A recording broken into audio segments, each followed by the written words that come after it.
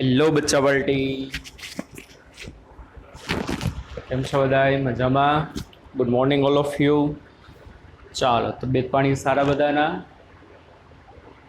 Last લેક્ચરમાં આપણે chapter number 4 પૂરું કર્યું હતું, બરાબર. હવે ચેપ્ટર નંબર 5 ચાલુ કરીએ.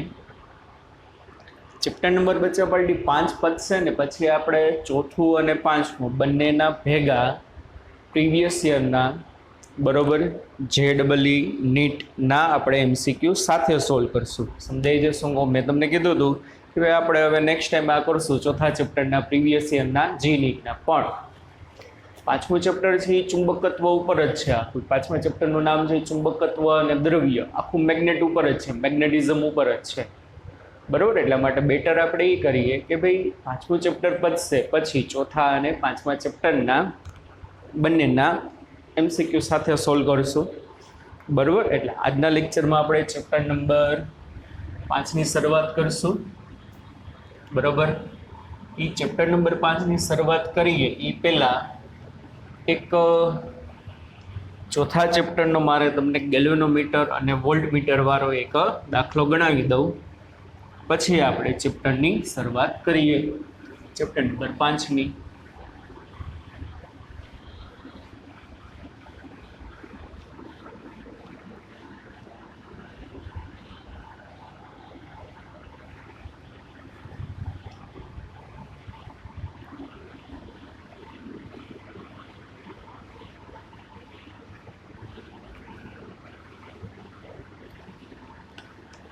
જુઓ,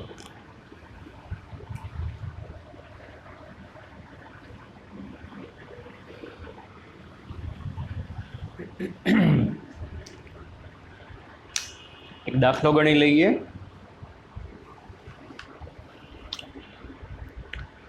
એક ગેલ્વેનોમીટરમાં 100 કાપાઓ છે. ગેલ્વેનોમીટર છે, ગેલ્વેનોમીટરમાં કેટલા કાપા છે? 100 કાપા છે.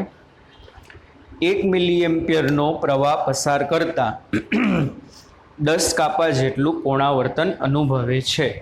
ચાલો, એક ગેલ્વેનોમીટર, એમાં 100 કાપા, પછી 1 મિલીએમ્પિયરનો પ્રવાહ પસાર કરતા 1 મિલીએમ્પિયરનો તમે પ્રવાહ પસાર કરો ને તો 10 કાપા જેટલું શું થાય છે? એનું કોણાવર્તન. તો મને એની પ્રવાહ ક્ષમતા મળી જાય, IG સમજાવેલું જ છે. કેવી રીતે મળશે પ્રવાહ ક્ષમતા? શું કરવાનું કે ભાઈ 1 મિલીએમ્પિયરનો તમે પ્રવાહ પસાર કરો તો 10 કાપા જેટલું કોણાવર્તન થયું. કેટલું થયું? 10. એટલે ઊંધું બોલાય. 10 કાપા જેટલું કોણાવર્તન માટે 1 મિલીએમ્પિયરનો પ્રવાહ જોઈએ છીએ. તો ટોટલ એમાં 100 કાપા છે. તો 100 કાપાના કોણાવર્તન માટે જી હોય એને એની શું કહેવાય? પ્રવાહ ક્ષમતા કહેવાય.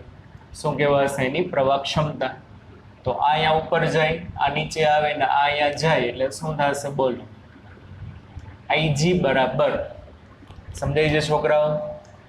10 માટે 1 મિલીએમ્પિયર પ્રવાહ જોઈએ તો 100 કાપા માટે કેટલો? એને એની શું કહેવાય? પ્રવાહ ક્ષમતા. તો પ્રવાહ ક્ષમતા IG ઉપર, આ નીચે અને અહીંયા, એટલે 100 ગુણ્યા 1 મિલીએમ્પિયર ના છેદમાં 10 થાય કે નહીં? 100 ગુણ્યા 10 મિલીએમ્પિયર, 1 મિલીએમ્પિયર ના છેદમાં 10, એક બિંદુ કેન્સલ, એટલે કેટલો આવશે? 10 મિલીએમ્પિયર. એની પ્રવાહ ક્ષમતા જે છે કેટલી છે? 10 મિલીએમ્પિયર. 10 મિલીએમ્પિયરનો પ્રવાહ પસાર કરશો એટલે ઓલું પોઈન્ટર છે 0 થી ગયા આગળ જશે 100 ઉપર. પ્રવાહ ક્ષમતા મળી ગઈ. ચાલો, પછી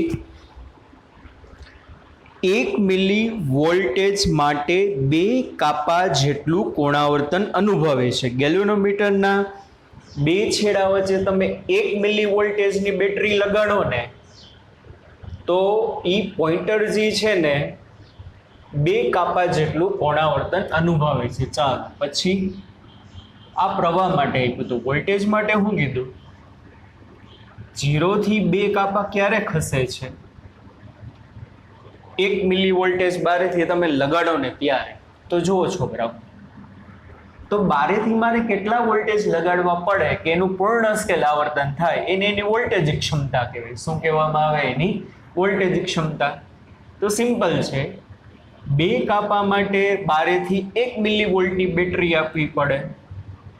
તો 100 કાપાના પુનરાવર્તન માટે તમારે જે બારેથી બેટરી જોડવી પડે ને, બરોબર, એ બેટરીના જે વોલ્ટેજ હોય ને એને વીજી શું કહેવાશે? એની વોલ્ટેજ ક્ષમતા કહેવાય. શું કહેવાય? એની વોલ્ટેજ ક્ષમતા. તો કેટલી હશે બચ્ચા વોલ્ટેજ ક્ષમતા? વીજી બરાબર 100 ગુણ્યા 1 મિલીવોલ્ટ ના છેદમાં 2, એટલે કેટલી હશે? 50 મિલીવોલ્ટ. એમને ખબર પડે કે ભાઈ બારેથી હું 1 મિલીવોલ્ટની બેટરી આપું ને તો પોઈન્ટર 0 થી 2 ઉપર જાય. સમજાય છે? 2 મિલીવોલ્ટની બેટરી આપું ને તો 0 થી 4 ઉપર જાય.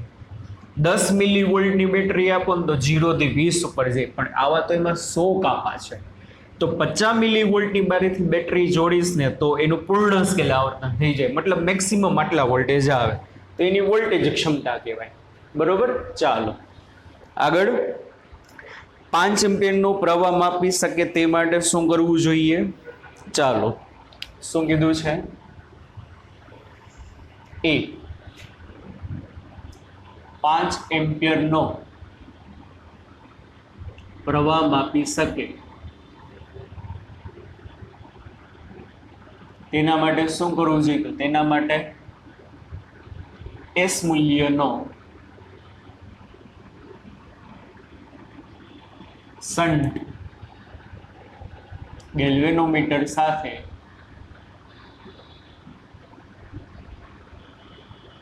સમાંતરમાં જોડવો.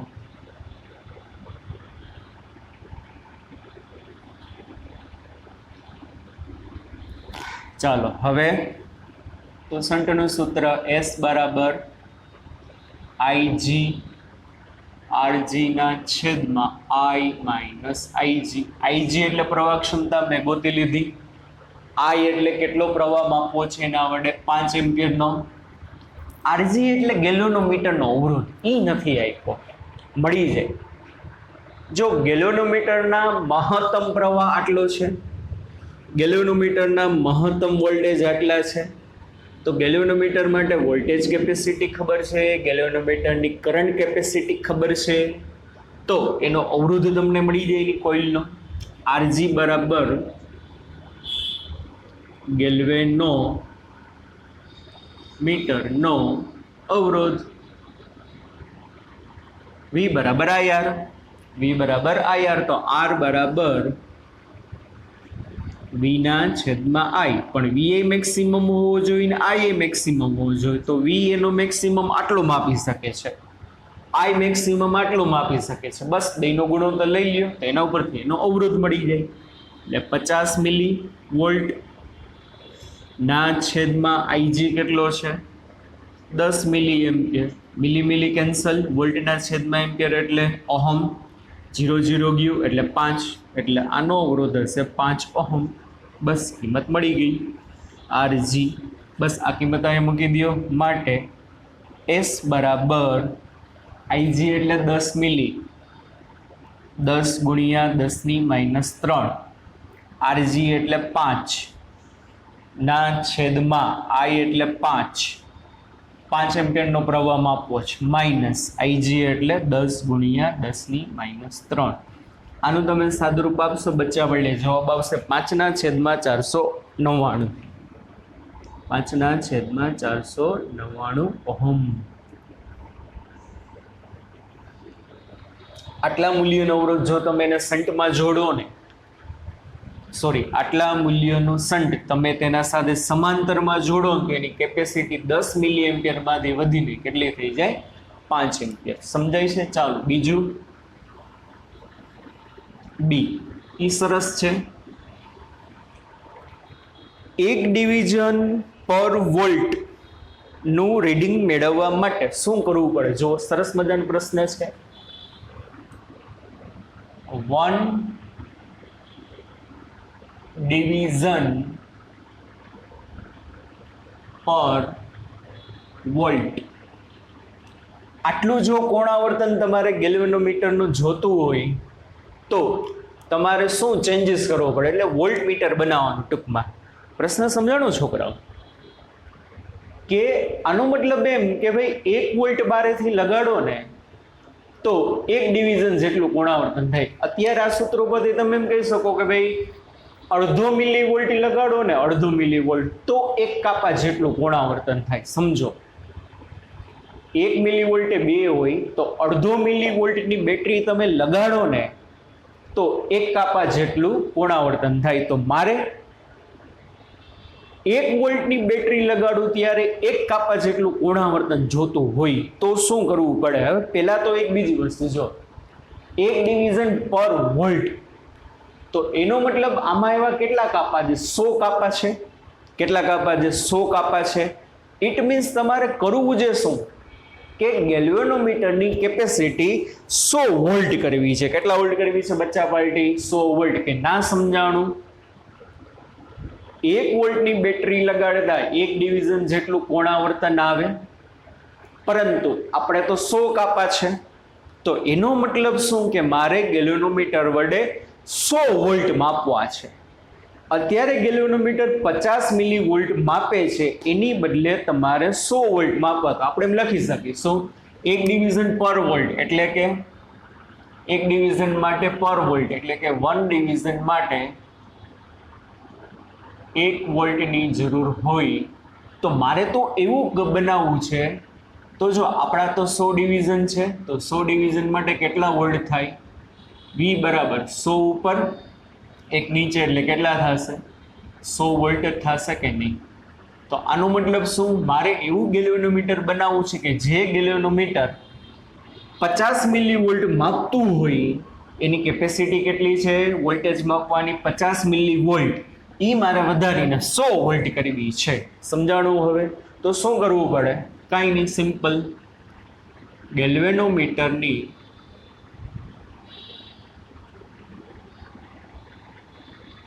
વોલ્ટેજ માપવાની ક્ષમતા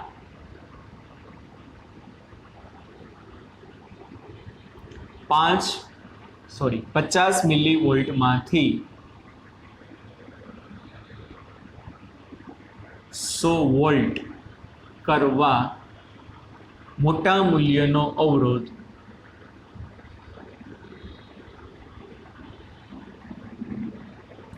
તેના સાથે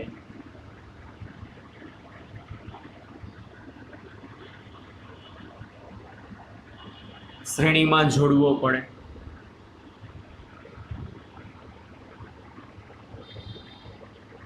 અને એનું સૂત્ર RS series resistance V/IG minus RG હતું ને? V/IG minus RG. બસ કિંમત મૂકી દો. કેટલા વોલ્ટ માપવા છે? 100. IG કેટલો છે? 10 મિલી એટલે 10 ગુણ્યા 10 ની -3 માઇનસ RG કેટલો છે? RG ગેલ્વેનોમીટરનો અવરોધ 5. ઓકે, આ એક મીંડું કેન્સલ થઈ જશે. 10 હતા, હજી 10 ની -3 ઉપર આવે એટલે 10 ની 4. 10 ની 4 એટલે થઈ 10,000 -5. અને 10,000 માંથી તમે 5 કરો બાદ એટલે 9,995 ઓહમ. આનો મતલબ શું કે ભાઈ ગેલ્વેનોમીટર જે છે એની વોલ્ટેજ ક્ષમતા 50 મિલીવોલ્ટમાંથી વધારીને 100 વોલ્ટ કરવી હોય ને તો 9,995 ઓહમ મૂલ્યનો અવરોધ તેના સાથે શેમાં જોડવો પડે? શ્રેણીમાં. ઓકે, ચાલો.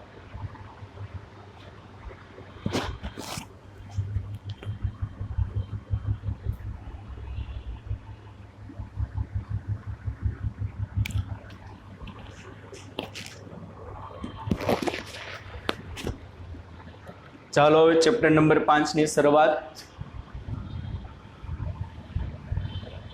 ઓમ શ્રી ગણેશાય નમઃ. મારા બાળકોને સરસ સરસ મજાનું બધું આવડે, સરસ સરસ માર્ક લઈ આવે એક્ઝામમાં, બધા એના સપના પૂરા થાય, બરોબર ને? ખૂબ ખૂબ મહેનત કરો છોકરાઓ.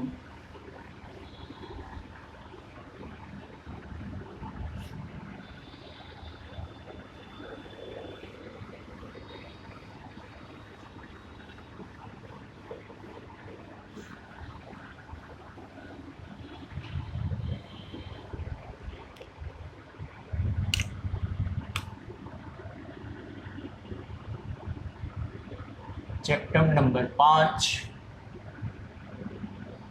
ચુંબકત્વ અને દ્રવ્ય, બરોબર? મેગ્નેટિઝમ એન્ડ મેટર, ચુંબકત્વ અને દ્રવ્ય. જુઓ છોકરાઓ, આપણે ચોથા ચેપ્ટરમાં ભણ્યા કે ભાઈ આ ચુંબકીય ક્ષેત્ર જે છે કોને કારણે ઉત્પન્ન થાય એ આપણે જોયું હતું. ચુંબકીય ક્ષેત્રનું ઉદ્ગમ સ્થાન આપણે જોયું હતું. શું ચોથા ચેપ્ટર મુજબ કે ભાઈ કોઈ ગતિમાન વિદ્યુત ભારો અથવા તો વિદ્યુત પ્રવાહને કારણે, બરોબર, કોઈ વિદ્યુત ભાર ગતિમાં આવે મતલબ વિદ્યુત પ્રવાહ રચાય, એને કારણે બાયો સાવરના નિયમ મુજબ શું થશે તો કે ચુંબકીય ક્ષેત્ર ઉત્પન્ન થાય. હવે આ ચેપ્ટરમાં આપણે શું જાણવાનું છે? આખું તમારે ચુંબકત્વ વિશે જ અભ્યાસ કરવાનો. ભાઈ ગજિયા ચુંબકનો કેટલું ચુંબકીય ક્ષેત્ર, સોલિનોઇડનું કેટલું ચુંબકીય ક્ષેત્ર, પૃથ્વીનું કેટલું ચુંબકીય ક્ષેત્ર, પૃથ્વીના ચુંબકીય ક્ષેત્રની અસર કેટલી હોય, પછી જુદા જુદા પ્રકારના ચુંબકીય પદાર્થ આવે, ડાયામેગ્નેટિક, પેરામેગ્નેટિક, ફેરોમેગ્નેટિક, થોડું ઘણું કેમેસ્ટ્રીમાં આવી ગયું હશે, આમાં પણ આવશે. એના વિશેનો આપણે બધો આમાં અભ્યાસ કરવાનો. ટૂંકમાં ટોટલી બધું કે ભાઈ ચુંબક ઉપર જ. સમજાય છે કે નહીં? હા કે ના? ચાલો હવે તો જુઓ, પ્રસ્તાવના જે આપી છે એમાંથી અમુક મુદ્દા મેં નોખાતા રહ્યા છે, તમને લખાવું છું, ભેગો સમજાવતો પણ જાઉં છું. ચાલો, પહેલો મુદ્દો, ચુંબકના એક લાંબા પાતળા, લખવું હોય તો લખજો, ચુંબકના એક લાંબા પાતળા ટુકડાને મુક્ત રીતે હવામાં લટકાવવામાં આવે ત્યારે તે ઉત્તર દક્ષિણ દિશા દર્શાવે. કઈ દિશા દર્શાવે? ઉત્તર દક્ષિણ દિશા દર્શાવે. માની લ્યો આ દિવાલ છે, છત છે, આ દોરી છે, એના ઉપરથી તમે કોઈ પણ એક ગજિયા ચુંબકને તમે લટકાવો છો અને એ ગજિયો ચુંબક જે છે માની લ્યો આ રીતે રહે છે, આમ લટકાવતા આ દિશામાં રહ્યો, તો એનો મતલબ આ દિશામાં છે ને પૃથ્વીનો નોર્થ આવ્યો હશે અને આ દિશામાં પૃથ્વીનો સાઉથ. ઉત્તર દક્ષિણ દિશા દર્શાવે. કઈ દિશા દર્શાવવામાં આવે છે? ઉત્તર દક્ષિણ દિશા. હવે માની લ્યો એ ગજિયો ચુંબક સપોઝ આ રીતે રહે છે, આમ, બરોબર, આ નોર્થ આવશે અને આ શું આવશે? સાઉથ આવે. અહીંથી મેં છત ઉપરથી ગજિયા ચુંબકને લટકાવ્યું, એટલે ભ્રમણ કરે, ડિંગ ડિંગ ડિંગ ડિંગ ડિંગ ડિંગ ડિંગ ડિંગ ડિંગ. થોડીક વાર પછી માની લ્યો આમ રહી ગયો, તો આ નોર્થ આપે અને આ શું આવશે? સાઉથ આપે. બરોબર, સમજાય છે? ચુંબકનો જે છેડો પૃથ્વીના નોર્થ બાજુ રહીએ ને એને ચુંબકનો નોર્થ કહેવાય, અને જે છેડો સાઉથ બાજુ રહીએ ને એને ચુંબકનો શું કહેવામાં આવે? સાઉથ. માની લ્યો ચુંબક જે છે ગતિ કરતા આમ ઉભરી, તો આ બાજુમાં નોર્થ અને આ બાજુ શું થશે તો કે આ સાઉથ. બરાબર, ચાલો પહેલો મુદ્દો સમજાણું. ચુંબકને એક લાંબા પાતળા ટુકડાને મુક્ત રીતે હવામાં લટકાવવામાં આવે ત્યારે તે ઉત્તર દક્ષિણ દિશા દર્શાવે છે. બીજો, કુદરતી રીતે મળી આવતા, એટલે તમારે એમાંથી ગોતવું નહીં, કારણ કે પેજ નંબર 173 અને 174 ઉપર આખી પ્રસ્તાવના જ છે, એમાંથી બે અમુક મુદ્દા તમને તારે આખું તમારે વાંચવું નહીં. કુદરતી રીતે મળી આવતા આયર્ન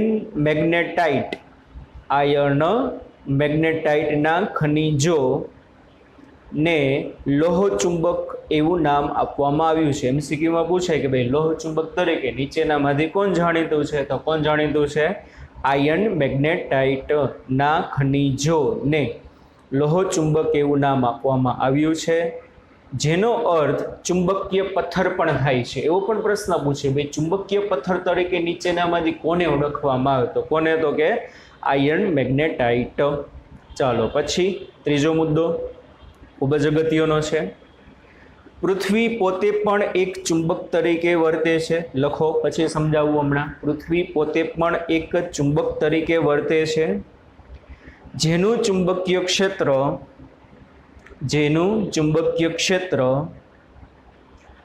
લગભગ ભૌગોલિક દક્ષિણથી ઉત્તર તરફ છે. લખો ત્રીજો મુદ્દો. પૃથ્વી પોતે પણ ચુંબક તરીકે વર્તે છે, જેનું ચુંબકીય ક્ષેત્ર લગભગ ભૌગોલિક દક્ષિણથી ઉત્તર તરફ છે. એટલે જો શું કહેવા માંગે છે, આ પૃથ્વી આખી આમ ઉપરનો જે છે આ એની ભ્રમણાક્ષની ફરતે ભ્રમણ કરે રિંગ, બરોબર. ઉપરનો જે ભાગ છે ને આપણે નોર્થ પોલ, નીચેનો ભાગ જે છે ને આપણે શું કહીએ સાઉથ પોલ, બરોબર. પૃથ્વી જે છે એને પોતાનું પણ કંઈક મેગ્નેટિક ફિલ્ડ છે. આગળ આપણે આવશે કે ભાઈ પહેલાંના જમાનામાં જ્યારે એવું એ લોકો માનતા, કેવું માનતા, એવું કે પૃથ્વીની અંદર એક મોટો બધો ગજિયો ચુંબક છે. શું છે? પૃથ્વીની અંદર એક મોટો બધો ગજિયો ચુંબક છે, એવું એ લોકો માનતા. આગળ હમણાં આવશે ત્યારે પાછી આપણે ડિટેલમાં વાત કરીશું. માની લ્યો આ પૃથ્વીની અંદર એક મોટો બધો શું છે, તો કે ગજિયો ચુંબક છે એવું માનતા, પણ હકીકત એવું કંઈ છે નહીં. આપણે આગળ આવશે કે ભાઈ પૃથ્વીનું જે ચુંબકીય ક્ષેત્ર છે કોને આભારી છે. તો જો પૃથ્વીનું જે ચુંબકીય ક્ષેત્ર છે ને છોકરાઓ, એ કોને આભારી છે કે ભાઈ પૃથ્વીની અંદર તો પુષ્કળ માત્રામાં ખનિજો છે, ધાતુઓ છે, લાવારસ છે, લિક્વિડ ફોર્મમાં ખનિજ છે. હવે શું થાય, પૃથ્વી ભ્રમણ કરે છે એટલે અંદરના ખનિજો, અંદરનો જે લાવારસ જે લિક્વિડ ફોર્મમાં છે ધાતુનો, એ પણ ભ્રમણ કરે. અને ધાતુ પાસે તો મુક્ત ઇલેક્ટ્રોન હોવાના જ છે. સમજો સરખું કે ભાઈ પૃથ્વીને પોતાનું મેગ્નેટિક ફિલ્ડ શા માટે છે? પૃથ્વી સ્થિર નથી, પૃથ્વી ભ્રમણ કરે છે. અને પૃથ્વીની અંદર તો પુષ્કળ માત્રામાં ખનિજ છે, બરોબર. અમુક ધાતુઓ અને અંદર તો ફૂલ ગરમી છે એટલે અમુક ધાતુઓ અંદર લાવારસના ફોર્મમાં છે. અને જી કન્ટિન્યુ શું કરે, પૃથ્વી ગતિ કરે છે ને એ પણ કન્ટિન્યુ આમ ભ્રમણ કરી રાખે છે.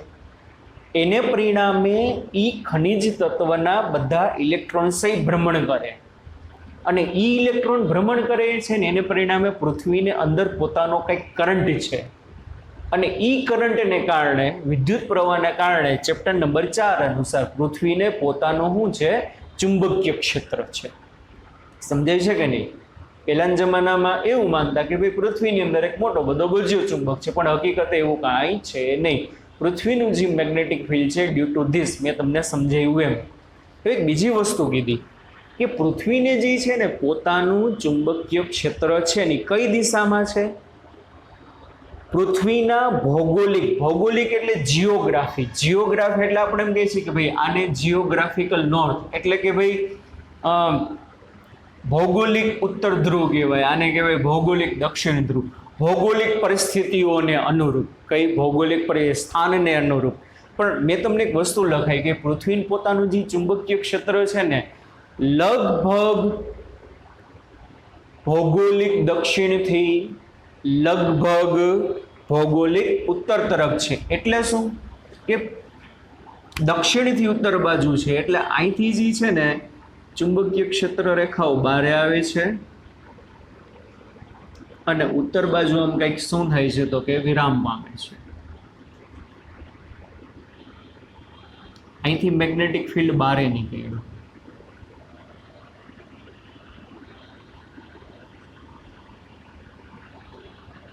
ચુંબકીય ક્ષેત્ર રેખા છે. શું છે બચ્ચા પાર્ટી આવડી? આ ચુંબકીય ક્ષેત્ર રેખા છે.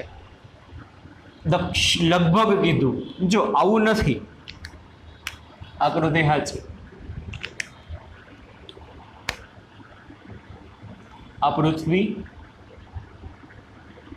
આ એની ભ્રમણાક્ષ, આ એનો નોર્થ પોલ, આ એનો સાઉથ પોલ. સાઉથ પોલમાંથી ચુંબકીય ક્ષેત્ર રેખા બહાર નીકળી અને આમ નોર્થ પોલમાં ગઈ. અમુક જગ્યાએ જોશો તો આવી આકૃતિ હોય હશે, પણ આ ખોટું છે.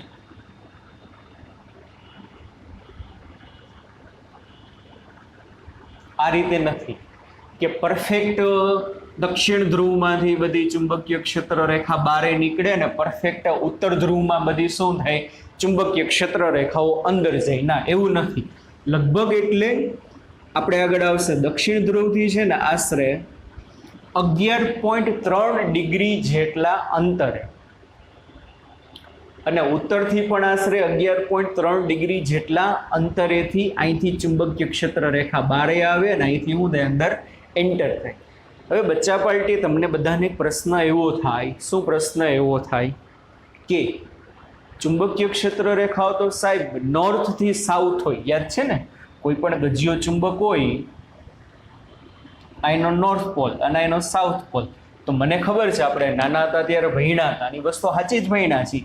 ચુંબકીય ક્ષેત્ર રેખાઓ નોર્થમાંથી બહાર આવે, સાઉથમાં શું થાય, એન્ટર થાય.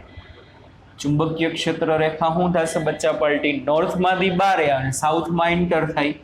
અને ચુંબકીય ક્ષેત્ર રેખાઓ બંધ ગાળા રચે. કેવા ગાળા રચે? બંધ ગાળા. તો એને પરિણામ એમ કહી શકાય ભાઈ ચુંબકની અંદર છે ને, ખાસ યાદ રાખજો, ચુંબકની બારે ચુંબકીય ક્ષેત્ર N2S હોય અને ચુંબકની અંદર છે ને ચુંબકીય ક્ષેત્ર S2N હોય. તો આ તો બહારનો વિસ્તાર થયો. તો હવે મને એમ થાય કે ભાઈ આ નોર્થ છે, તો એની બાજુથી ક્ષેત્ર રેખાઓ બહાર નીકળવી જોઈએ અને અહીંથી ક્ષેત્ર રેખાઓ અંદર જવી જોઈએ. ના, પહેલા જ મેં કીધું આને જે છે ને નોર્થ કહેવાય, પણ આને શું કહેવાય? GN, જીઓગ્રાફિકલ નોર્થ કહેવાય. પૃષ્ઠની દ્રષ્ટિએ, ભૌગોલિક દ્રષ્ટિએ આને કહેવાય GS. શું કહેવાય આને? GS, જીઓગ્રાફિક સાઉથ કહેવાય. ભૌગોલિક દ્રષ્ટિએ સાઉથ પોલ આને ગઈ, ભૌગોલિક દ્રષ્ટિએ નોર્થ પોલ આને ગઈ. એટલે આ જે છે મેગ્નેટિક ફિલ્ડ માટે જવાબદાર નથી. એટલે અહીંથી આમ મેગ્નેટિક ફિલ્ડ બહાર આવ્યું ને, એટલે અહીંયા જે છે ને, અહીંયા પૃથ્વીનો મેગ્નેટિક નોર્થ છે MN, અને અહીંયા જે છે ને એન્ટર થયું. શું થયું? અહીંયા એન્ટર. તો એને કહેવાય MS, પૃથ્વીનો મેગ્નેટિક સાઉથ. સમજો છોકરાઓ શું છે વસ્તુ આખી? બહારના વિસ્તારમાં N2S હોય, તો આ તો બહારનો જ વિસ્તાર છે. ચુંબકીય ક્ષેત્ર રેખા અહીંથી બહાર આવીને અહીંયા એન્ટર થઈ. એટલે પૃથ્વીને બે પ્રકારના ઉત્તર ધ્રુવ હોય અને બે પ્રકારના દક્ષિણ ધ્રુવ હોય. શું હોય? બે પ્રકારના ઉત્તર ધ્રુવ હોય અને બે પ્રકારના દક્ષિણ ધ્રુવ હોય. અહીંયા જે હોય ભૌગોલિક, જેની ફરતે ભ્રમણ કરે એને કહેવાય જીઓગ્રાફિક નોર્થ, આને કહેવાય જીઓગ્રાફિક સાઉથ. દક્ષિણ ધ્રુવથી 11.3 ડિગ્રી જેટલા અંતરે મેગ્નેટિક ફિલ્ડ લાઈન બારે આવી એટલા માટે એને કહેવાય એનો નોર્થ. કોનો નોર્થ? પૃથ્વીના ચુંબકીય ક્ષેત્રનો. Therefore that is called magnetic north pole, and here from north 11.3 degree away magnetic field inside. એટલે અહીંથી મેગ્નેટિક ફિલ્ડ એન્ટર થયું મતલબ south. This is called magnetic south. હવે ગોટા ક્યાં થાય ખબર છે છોકરા? આ મેગ્નેટિક નોર્થ બરોબર, આ મેગ્નેટિક સાઉથ બરોબર. હવે જોજો, હું છે ને અહીંયા હવામાં એક ગજિયો ચુંબકો આના લટકાવવા ડિંગ ડિંગ ડિંગ ડિંગ ડિંગ ડિંગ ડિંગ ડિંગ ડિંગ ડિંગ ડિંગ. હવે માની લ્યો આ ઢાંકણું છે ગજિયા ચુંબકનો ઉત્તર ધ્રુવ છે અને આ ગજિયા ચુંબક સમજો ખૂબ જ અગત્યનું છે. આ ગજિયા ચુંબકનો ઉત્તર ધ્રુવ છે અને આ ગજિયા ચુંબકનો દક્ષિણ ધ્રુવ છે. હવે મેં અહીંયા હવામાં લટકાયું હોય ને પૃથ્વી ઉપર, હવે માની લ્યો ચુંબક આમ રહ્યો, તો જોવો જોઈએ આ ગજિયા ચુંબકનો નોર્થ પોલ આમ છે ને સાઉથ પોલ આમ છે. સમજાય છે? તો નોર્થ પોલ તો બચ્ચા પલટી આમ જ રહે ને, કારણ કે નોર્થ પોલ જે હોય એને કેના પ્રત્યે આકર્ષણ હોય? સાઉથ પોલ પ્રત્યે. તો પૃથ્વીનો સાઉથ તો આ બાજુ છે કે નથી સમજાતું? ફરીથી કહું છું, અહીંયા મેં એક ગજિયો ચુંબક લટકાવ્યો અને ગજિયો ચુંબક આમ રહ્યો, આમ. સમજજો, ખૂબ જ અગત્યનું છે, ખૂબ જ બેઝિક છે, ઘણું નવું નવું જાણવા મળશે. ગજિયો ચુંબક આમ રહ્યો, તો ગજિયા ચુંબકનો આ નોર્થ હોય અને આ સાઉથ હોય. શા માટે? કારણ કે ગજિયા ચુંબકના નોર્થને પૃથ્વીના ચુંબકીય સાઉથ, શબ્દો પર ધ્યાન રાખજો, પૃથ્વીના ચુંબકીય સાઉથ તરફ આકર્ષણ હોય અને ગજિયા ચુંબકના સાઉથને પૃથ્વીના ચુંબકીય નોર્થ તરફ આકર્ષણ હોય. એટલે આ દિશામાં રહીને આ દિશામાં રહીએ. સમજાય છે કે નહીં? કારણ કે આ સાઉથ છે, અહીંયા ફિલ્ડ એન્ટર થયું છે એટલે નોર્થ એના બાજુ આકર્ષાય. અહીંયા ફિલ્ડ બારે આવ્યું છે એટલે ચુંબકની નોર્થ છે એટલે સાઉથ ઈ બાજુ આકર્ષાય. સમજાય છે કે નહીં? હવે આ ભલે અહીંયા ચુંબકીય ક્ષેત્ર રેખાઓ એન્ટર થતી, તેમ છતાં ચુંબકીય ક્ષેત્ર રેખા એન્ટર થાય તો એને સાઉથ કહેવાય. તેમ છતાં આને કહેવામાં આવશે મેગ્નેટિક નોર્થ. અહીંયા ભલે ચુંબકીય ક્ષેત્ર રેખા બારે આવતી, બારે આવે તો નોર્થ જ કહેવાય, પણ આને કહેવામાં આવશે magnetic south. This is correct. શું કામ નહીં હું તમને કહું હમણાં. જુઓ, પહેલેથી એવી પ્રચલિત આવી ગઈ છે, જેવી રીતે આપણે ઓલું પ્રવાહમાં જોઈ છે, યાદ છે ને, કે ભાઈ ઇલેક્ટ્રોન જે દિશામાં ગતિ કરતો હોય, હકીકતે પ્રવાહ એટલે હું ફ્લો ઓફ ઇલેક્ટ્રોન. ઇલેક્ટ્રોન જે દિશામાં જઈને બચ્ચા પાર્ટી એ પ્રવાહની દિશા હોય, પણ આપણે રૈવાજિક રીતે લઈ છીએ. ધન વિદ્યુત ભારની ગતિ જે દિશામાં હોય ને એને પ્રવાહની દિશા લઈ. હકીકતે ધાતુમાં તો ધન વિદ્યુત ભારો લેટિસ બિંદુ ઉપર જકડાઈને બેઠા હોય, ગતિ જ ના કરતા હોય. તેમ છતાં રૈવાજિક વિચારધારા હાલે છે. પહેલા એવું માનતા, કેવું માનતા? ધન વિદ્યુત ભારોને કારણે પ્રવાહ રચાતો. ના, ઇલેક્ટ્રોનને કારણે રચાય છે. ધાતુની વાત કરું તો સમજાય છે કે નહીં? તો વિદ્યુત પ્રવાહ જેવું છે, રૈવાજિકતા તમારે વિચારવાની છે કે ભાઈ ઇલેક્ટ્રોન જે દિશામાં ગતિ કરે ને એના કરતા વિરુદ્ધ દિશામાં પ્રવાહની દિશા લેવામાં. તો આમાં એટલું યાદ રાખવાનું તમારે. શું યાદ રાખવાનું? કે જ્યાંથી પૃથ્વીનું ચુંબકીય ક્ષેત્ર બહાર નીકળે એને કેવો પડે? પૃથ્વીના ચુંબકીય નો નોર્થ પોલ, અને જ્યાં એન્ટર થાય એને એનો કહેવાય મેગ્નેટિક સાઉથ. પણ પહેલેથી જ એવી રૈવાજિકતા હાલી આવે છે કે ભાઈ આ જ્યાં એન્ટર થયું ને એને એનો મેગ્નેટિક નોર્થ કહેવાનું, બહાર આવ્યું એને મેગ્નેટિક સાઉથ કહેવાનું. એટલે આ ગોટા ના થાય. આવી પ્રચલિત ધારણા શું કામ નહીં લોકોએ સ્વીકારી? કારણ કે એ લોકો એવું કીધું કે ભાઈ ગજિયા ચુંબકનો નોર્થ આ બાજુ રહ્યો ને, સમજજો એક મુદ્દો લખાયો. શું કે ભાઈ ગજિયા ચુંબકને તમે હવામાં લટકાવવાનો તો જે બાજુ નોર્થ હોય ને એ બાજુ પૃથ્વીનો નોર્થ આવે. જો આ બાજુ નોર્થ આવ્યો તો આ બાજુ ક્યાંક પૃથ્વીનો નોર્થ હશે કે નહીં? સમજાય છે કે નહીં? તો આ જે રૈવાજિકતા આવી, ક્યાંથી આવી? કે ભાઈ ગજિયા ચુંબકનો આ બાજુ નોર્થ રહે છે ને, એટલા માટે એને પૃથ્વીના ચુંબકનો નોર્થ કહેવાય. હકીકતે એન્ટર થાય છે એટલે કહેવાનો હોય સાઉથ, પણ કહેવાનો નોર્થ. ગજિયા ચુંબકનો દક્ષિણ છેડો જે બાજુ રહે ને એને પૃથ્વીના ચુંબકનો શું કહેવાનો? સાઉથ કહેવાનો. હા કે ના? સમજાણું કે નહીં? કન્ફ્યુઝન ના થવું જોઈએ. સિમ્પલ લેંગ્વેજમાં સમજાવી દઉં. જ્યાંથી બારે આવે એને નોર્થ કહેવાય, જ્યાં એન્ટર થાય એને સાઉથ કહેવાય. પણ રૈવાજિકતા મુજબ આ બાજુ ચુંબકનો નોર્થ અને આ બાજુ ચુંબકનો નોર્થ શા માટે રહે એ મેં પહેલા તમને સમજાવ્યું. આ બાજુ ગજિયા ચુંબકનો નોર્થ રહે છે એટલા માટેનું નામકરણ મેગ્નેટિક નોર્થ થઈ ગયો, અને આનું નામકરણ શું થઈ ગયું? Magnetic south. ઓકે બચ્ચા વર્લ્ડી, ચાલો લખો નવો મુદ્દો. જ્યારે ગજિયા ચુંબકને આ સમજાવી દીધો મુદ્દો મુક્ત રીતે લટકાવવામાં આવે ત્યારે તે ઉત્તર દક્ષિણ દિશામાં રહે છે. કઈ દિશામાં રહે છે? ઉત્તર દક્ષિણ દિશામાં રહે છે. જે છેડો ભૌગોલિક ઉત્તર ધ્રુવ તરફ રહે, જે છેડો ભૌગોલિક ઉત્તર ધ્રુવ તરફ રહે તેને ચુંબકનો ઉત્તર ધ્રુવ, જે છેડો ભૌગોલિક ઉત્તર ધ્રુવ તરફ રહે તેને ચુંબકનો ઉત્તર ધ્રુવ, અને જે છેડો દક્ષિણ તરફ રહે તેને પૃથ્વીના તેને ચુંબકનો દક્ષિણ ધ્રુવ કહેવામાં આવે છે. બરોબર.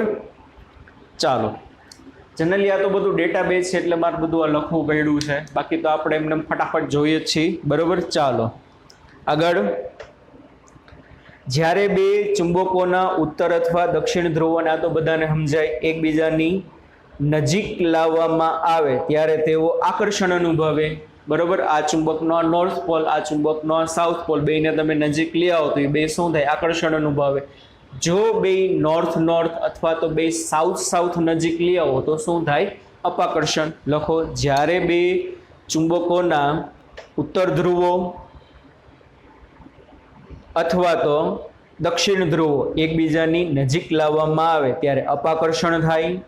બે ચુંબકના ઉત્તર ધ્રુવો અથવા તો એના દક્ષિણ ધ્રુવો નજીક લાવવામાં આવે ત્યારે અપાકર્ષણ થાય.